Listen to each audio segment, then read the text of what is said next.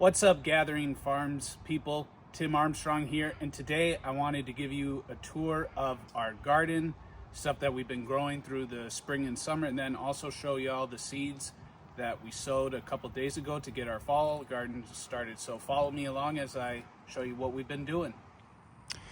All right, y'all, so I'm going to take you through the garden. I didn't realize yesterday while I was recording, I didn't get the right angles on it, so here I am re-recording the next day from the intro, outro, and other video that I did. So it's the morning of the 11th, Thursday, September. So first I wanted to point out to y'all our sweet potatoes and something about these grow bags, which we have 4 of. And the one positive I will say is the deal that we got on them. We got them at Harbor Freight. They were 69 cents, 19 gallons. But other than that, that's probably the only positive thing I can say, Rob and myself can say about these bags, is the cost of them. But as you can tell, it's faded a lot. These things don't drain too well. We noticed that with our potatoes that we had, our regular potatoes we had in these before. And it was a really wet spring here in Texas. But a lot of our potatoes that we had in here rotted because of the poor drainage. So hopefully the sweet potatoes don't rot, but if they do, I'm not going to be surprised. So just wanted to start with those, and then I'm going to zoom out real quick and walk you through what else we have on this side. So we got a bunch of different figs. This one is a brown turkey fig. This one we got from Lowe's. This one right here, and that one over yonder got from my family. And then just walking through here, we got a bunch of different grape varieties right through there. Right through here, we got some blackberries, another fig variety from Lowe's, some raspberries, another grape, a bunch of grapes right there. And then gonna come in here with the passion fruit. This one right here, the Incarnata Alba, has produced the best for us. As you can see, there's still a couple fruits. We've already tasted some of them. They've been really good. And then we have gotten some fruit off of the Incarnata. I mean, right now, the one that's on there is kind of looking funky. But with the passion vines, the biggest thing that we've struggled with, and any gardener knows, is dealing with pests. So we've treated this with BT, because Rob and I, our goal is to keep things as natural as possible. So that's been the biggest thing for us, just like learning this, is dealing with the caterpillars that have come through. And then I'm going to take y'all over here real quick. I wanted to focus right here on our herbs that have done really well. I just watered not too long ago, so they're not going to look too good, but we got some peppermint through there, some catnip, some sweet mint, and then some spearmint right here. Let me back out real quick, but these herbs have done really good. The thing I like with the mint is just taking it like this, pulling it, and then chewing on it. So that's it for this side of the house. Now let me walk over to the other side and show y'all what we've been growing throughout the spring and summer. All right, so now I just want to take y'all through our okra and peppers that we've been growing. So starting off right here, as y'all can tell, haven't harvested the okra today, but gonna get to, that one might be a little too small to harvest right now. And then one thing I did want to focus on, or let y'all know about, just something to be aware of, is, so as you can see right here, Rob and I, we started our okra seeds in pods, and it was a different brand than the Jiffy. It was a off brand, but I wouldn't recommend, if you're gonna do seed starts, to use those, because the membrane got too thick. And as you can tell, it's September, and look at how small that okra is. Not going to get anything, but just a recommendation for y'all, if you're doing seed starts, is just to get them in those trays with just a good seed starting mix. And so that was the biggest thing. And then just walking y'all through here, trying to see where else.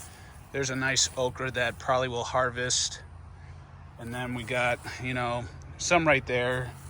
And then that one's looking nice. This one, the red burgundy, I think there is one somewhere I want to show y'all. But another thing I wanted to say about okra, this is red as well. I mean, look at how cool that thing is.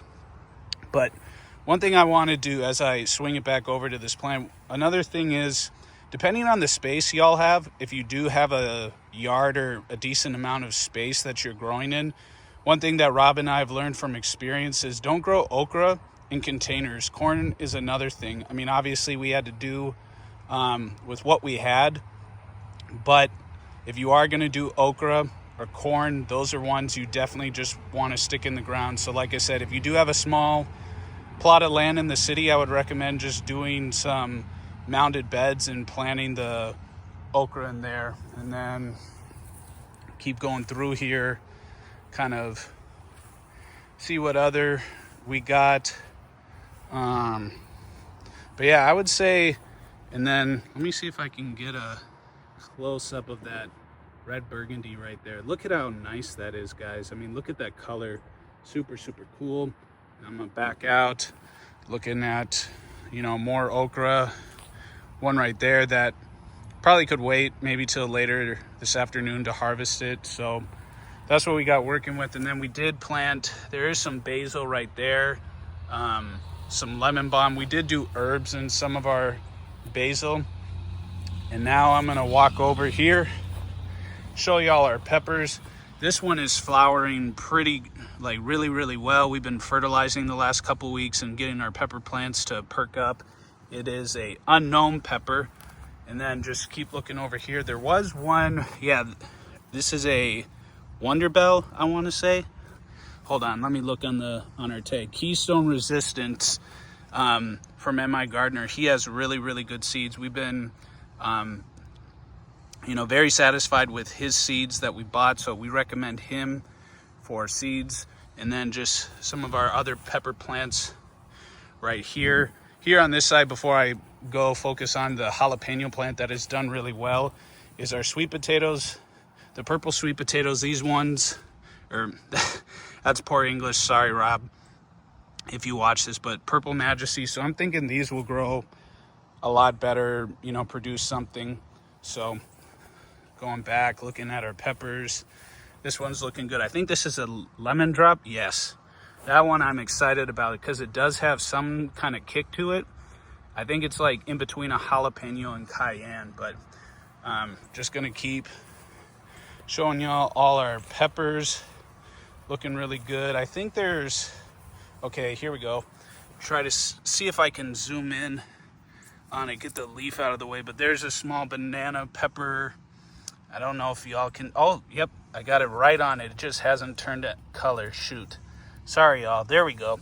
So that's looking good. And then I gotta find my surroundings here, but yeah, our pepper plants. Ooh, here's another one. Y'all are getting this live. So here's another sweet banana plant. Let me confirm, yep. And then our onions, those came from family. So that's super cool. And then we got more onions over here, or not more onions, excuse me. We have more peppers over here. And then I want to finish with this is our jalapeno plant. I mean, look at that. We got two right there looking good and a third looking really solid. So we've been getting a lot of peppers off of this, but yeah, that's what we've been done. Like I said, Rob and I, we made the most of what we've been able to grow in during this time of transition. And I'll show y'all on the next video the seeds that we got started this week for our fall winter garden. Okay, so now I'm, like I was saying, I'm gonna show y'all what we are doing on these the seeds that I sowed a couple days ago, September 8th. That's Monday, as I'm recording this on September 10th, Wednesday. So we're gonna have a lot of greens because that's what grows well here in the fall and winter in East Texas. I believe we are zone 8B. So we got some arugula, all lettuce blends, and then a romaine lettuce. Move down here, we got some chard, some different spinaches, and then we got some onions. One of these I got from my cousin last week, some shallots, and planted them, so we're gonna be getting those. And then moving over here to another row. Okay, so got one variety of beets. I love beets. I love the juice, or making beet juice. They can be a little earthy, so I definitely want to maybe put some oranges or something else to kind of combat that earthy taste. And then we got one carrot mix right there. I think these are both the same, the colorful carrot. Gonna have some radishes, and those, as anybody knows, they grow really quick, like 25 to 30 days till harvest. And then moving over here, got another radish variety, another carrot variety, that same carrot variety, more radishes, some parsley, parsnip. Those take a little longer, like about 120 days, and then more radishes. So those are going to be the big things for us, is just growing those. And with the radishes, once they come into harvest, we can put more in or something else. But those are the big crops that we're going to be growing through the winter. So yeah. All right, y'all, so that's our garden. Thank y'all for following along with me today as I can't even talk. As I brought y'all through our garden that we've been working on. I mean, as you could tell, I was really excited discovering a certain thing I didn't notice this morning while watering. And we are excited about our fall garden, just the different things we'll be able to produce and being able to sell it. So for anybody who's watching this who is local to us in East Texas, follow along for updates, and we'll let you all know stuff we have for sale. But until next time, thank you all for the support. God bless, and see you on the next video, photo, wherever on social media.